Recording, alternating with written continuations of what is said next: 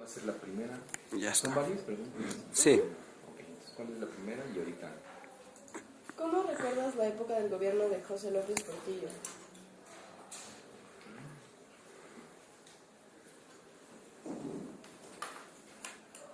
Cuando quieras. Sí, ya. ¿Ya? ¿Cómo recuerdas la época del gobierno de José López Portillo? Bueno, el gobierno de López Portillo inició con un déficit muy importante que venía del gobierno de Luis Echeverría, con una deuda muy fuerte. Y entonces, en este periodo de gobierno de López Portillo, se presentó el hallazgo de yacimientos petroleros muy importantes, y entonces el gobierno de López Portillo pensó que con eso se iba a solucionar absolutamente todo, y se hizo una muy mala administración de lo que se había encontrado de yacimientos petroleros.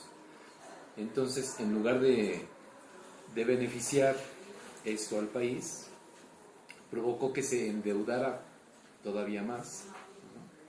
Y esto provocó que al final del sexenio, casi al final del sexenio, viniera una devaluación muy fuerte. De 12.50 pasó a casi el doble el valor del dólar. De 12.50 pasó como a 26 pesos el valor de cada dólar. Y además, otra de las medidas que utilizó fue la nacionalización de la banca. Es decir, que todos los bancos pasaron a ser parte del Estado. Y entonces tenían que pagarle a los dueños de los bancos, les tenían que pagar, indemnizarlos por los bancos que se nacionalizaron. Entonces, todavía más se complicó la situación económica del país. Además, el gobierno de López Portillo se caracterizó por que metió en el gabinete a amigos suyos que no estaban preparados para llevar adecuadamente ese cargo, ¿no? Principalmente, uno de los cargos que más polémica causó fue la policía, que se la dio a un amigo de la primaria, que era Arturo Durazo, que decían que era general, pero ni había terminado la primaria. Entonces, eso fue algo que caracterizó el gobierno de López Portillo. ¿Cómo se manifestó en tu vida cotidiana la época del crecimiento económico debido a la petrolización de la economía mexicana? Pues realmente yo no recuerdo mucho cómo haya influido. Yo en esa época tenía, en la época de López Portillo, de 16 a 20 años, más o menos. Entonces, pues uno como hijo de familia realmente no se da cuenta de estas influencias, ¿no? Quizá mis papás sí se dieron cuenta de cómo les había afectado, pero yo realmente no recuerdo que haya influido en algún aspecto. ¿Cómo afectó en tu vida cotidiana la devaluación del peso de 1982? Recuerdo que subieron mucho los precios por la devaluación, y entonces pues probablemente si mi mamá compraba 1 kilo de carne, pues ya no le alcanzaba para el kilo de carne y compraba medio kilo de carne.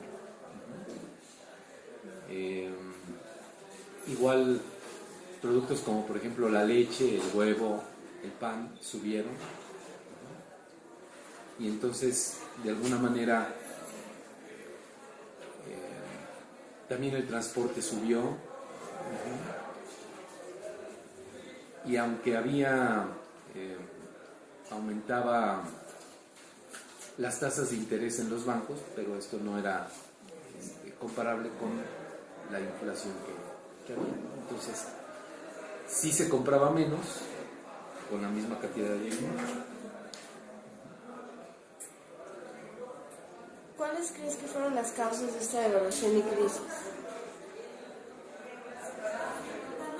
Bueno, las causas venían desde un sexenio anterior, ¿no? Con Luis Echeverría, que quiso aplicar un sistema de mucho apoyo,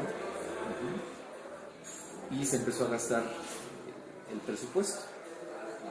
Sí apoyó a muchas personas, pero empezó a gastarse el dinero que tenía el país, empezó a endeudarse mucho, y entonces cuando llega López Portillo el país estaba muy endeudado y López Portillo no supo administrar adecuadamente lo del petróleo y se complicó todavía más la situación.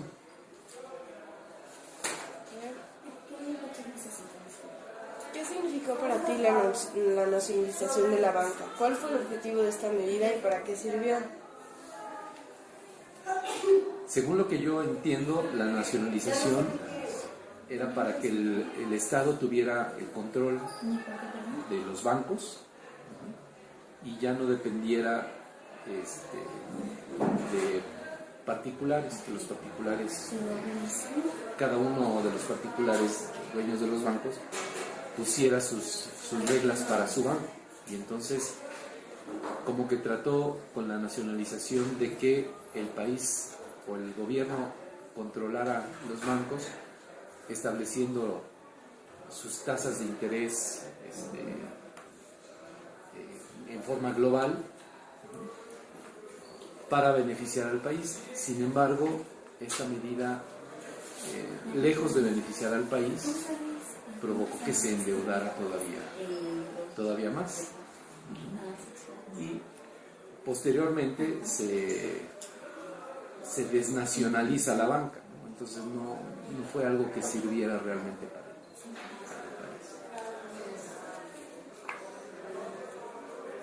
¿Qué consecuencias económicas y políticas derivaron de estas decisiones?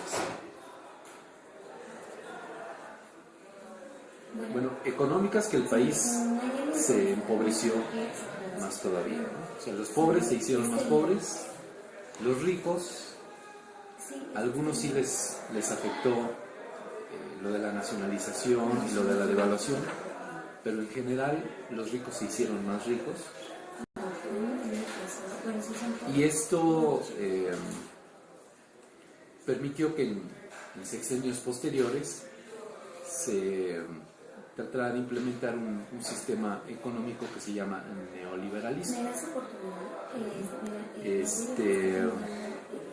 Políticamente también fue un desastre, porque ya nadie confiaba en el gobierno, ya nadie le creía a los presidentes, y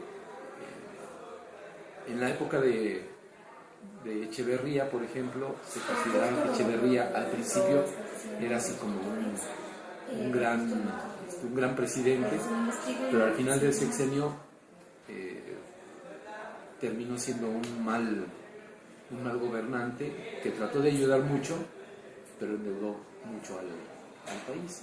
Entonces, políticamente el país fue también empobreciéndose, ya no se confiaba en los presidentes ni en el gobierno. ¿Debió México dejar de pagar su deuda externa? Yo creo que no, porque si tienes una deuda, la tienes que pagar. Si no, quedas mal ante el resto del mundo, o sea, se te ve mal de que pides y no pagas. Y aunque hubiera ayudado de alguna manera para solucionar la crisis, no pagar la deuda, México hubiera estado mal visto en el exterior, ¿no? Y por supuesto que si después hubiera pedido préstamos, pues no se los hubieran dado, ¿no? Porque no pagan. Es como nosotros, si pedimos prestado y luego no pagamos, pues no nos van a volver a prestar. Entonces yo creo que estuvo bien que se siguiera pagando la deuda, aunque era una deuda muy grande y fue creciendo y ya actualmente también es muy grande la deuda. Muchas gracias.